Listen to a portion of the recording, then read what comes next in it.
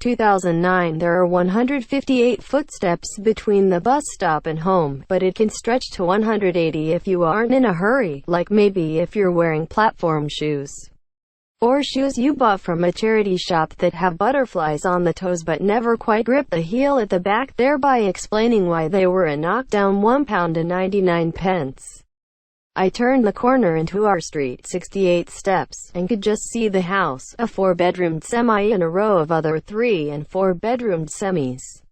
Dad's car was outside, which meant he had not yet left for work. Behind me, the sun was setting behind Stortfold Castle, its dark shadow sliding down the hill like melting wax to overtake me.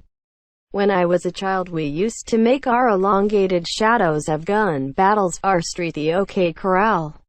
On a different sort of day, I could have told you all the things that had happened to me on this route, where Dad taught me to ride a bike without stabilizers, where Mrs. Doherty with the lopsided wig used to make us Welsh cakes, where Trina stuck her hand into a hedge when she was 11 and disturbed a wasp's nest and we ran screaming all the way back to the castle. Thomas's tricycle was upturned on the path and, closing the gate behind me, I dragged it under the porch and opened the door. The warmth hit me with the force of an airbag. Mum is a martyr to the cold and keeps the heating on all year round. Dad is always opening windows, complaining that she'd bankrupt the lot of us. He says our heating bills are larger than the GDP of a small African country. That you love?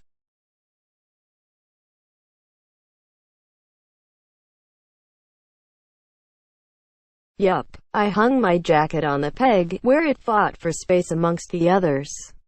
Which you, Lou? Trina, Lou. I peered round the living room door. Dad was face down on the sofa, his arm thrust deep between the cushions, as if they had swallowed his limb whole. Thomas, my 5-year-old nephew, was on his haunches, watching him intently. Lego. Dad turned his face towards me. Pews from exertion. Why they have to make the damned pieces so small I don't know. Have you seen Obi-Wan Kenobi's left arm? It was on top of the DVD player. I think he swapped Obi's arms with Indiana Jones's. Well, apparently now Obi can't possibly have beige arms. We have to have the black arms. I wouldn't worry. Doesn't Darth Vader chop his arm off in episode 2? I pointed at my cheek so that Thomas would kiss it. Where's Mum? Upstairs. How about that? A 2-pound piece. I looked up, just able to hear the familiar creak of the ironing board. Josie Clark, my mother, never sat down. It was a point of honor.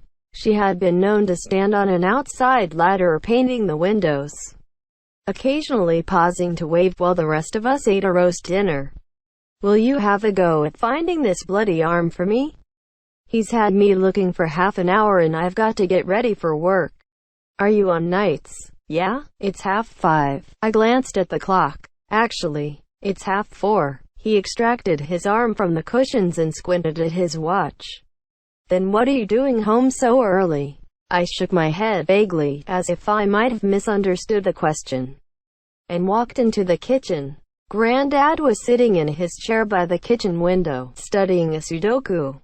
The health visitor had told us it would be good for his concentration, help his focus after the strokes.